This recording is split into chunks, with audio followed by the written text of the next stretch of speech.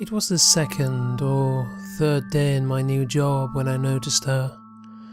Still at the stage of trying to impress my new boss, and the concentration required to fulfill my new role meant it was best if I didn't focus on her rather than the task at hand. But still, she was perfect. I was ambitious and delighted I had secured this position. My new boss seemed to like me, I enjoyed the work, I didn't want to mess up anything up by getting myself into an awkward situation with this woman, no matter how lovely. The next day, I saw her again, a brief glimpse over the shoulder of my colleague. Her beautiful face and hair the color of sunshine, her pale skin and lips curved in a beautiful smile. Was I imagining that was for me? Blushing, I returned to my work. I am a 23-year-old man, a shy boy really still. I had no experience with women. Her quiet beauty appealed to me. All women scared me, this much was true. Shrieking, lively women in the bars I reluctantly went to with my few friends. I'd been knocked back every time I plucked up the courage after 2 or 3 beers to approach one. I didn't bother anymore. But I was still looking for love, ever hopeful. That night, I googled her. I'd seen her name on a document at work and pretended that it didn't excite me to think I could find out more about her. The nature of my work meant she would soon be gone. They never stick around for long. She was a temporary distraction, really, but a lovely one. After a few minutes, I found what I needed to know. Her name, age, she was single as far as I could see, her Facebook full of happy pictures and kind words from friends. She was popular, this smiling girl. Still, could I be so unprofessional as to approach her? In a moment of fuck it, maybe it was that beer and a half I'd had. Mother doesn't let me drink in the house, but I was feeling wild. I decided I would. Tomorrow. I had overtime to do. I was pretty sure she'd be around. I'd get to know her then.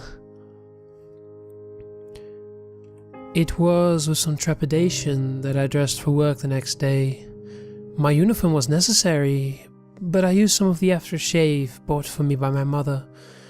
She often did little things for me like this, usually with a sad sigh and the usual, "Son, when will you bring a girl home to your dad and I?" Usually while father rolled his eyes. I couldn't help but think that it might be this time, maybe, with furiously crossed fingers on each hand.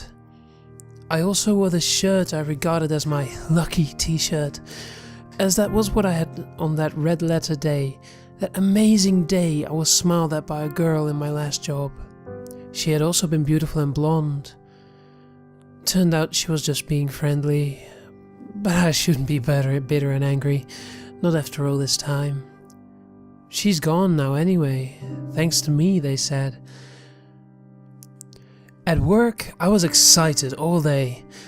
I couldn't eat my lunch. I made a few little mistakes. Nothing noticeable, but I worried my new boss would be angry. He was the best friend of my parents and had been kind giving me this job.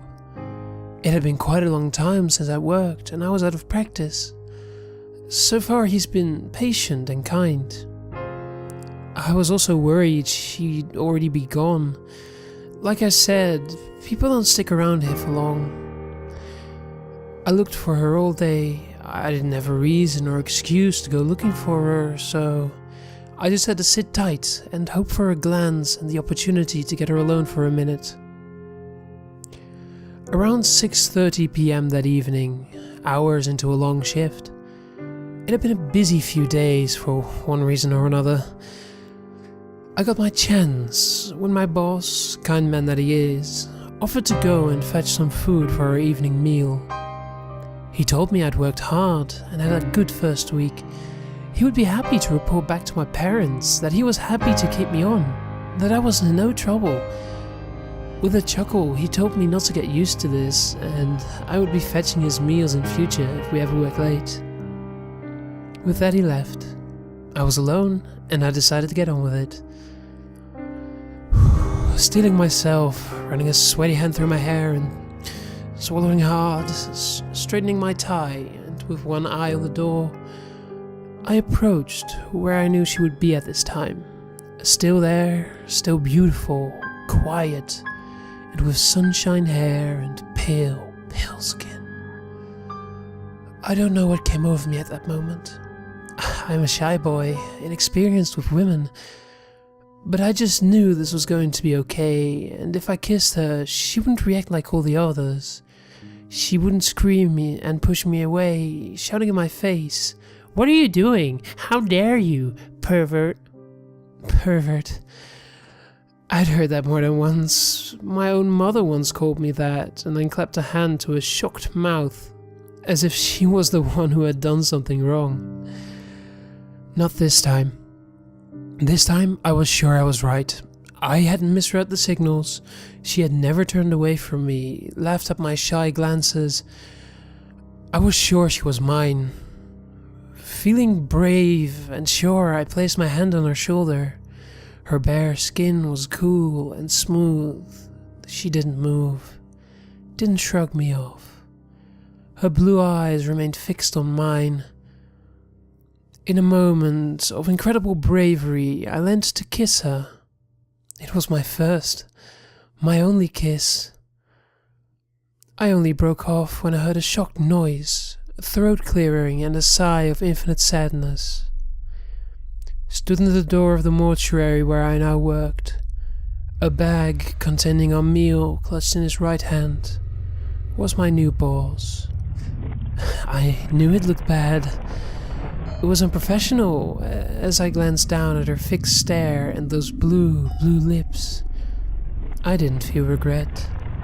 This girl, the girl I was holding in my arms, wasn't like all the rest.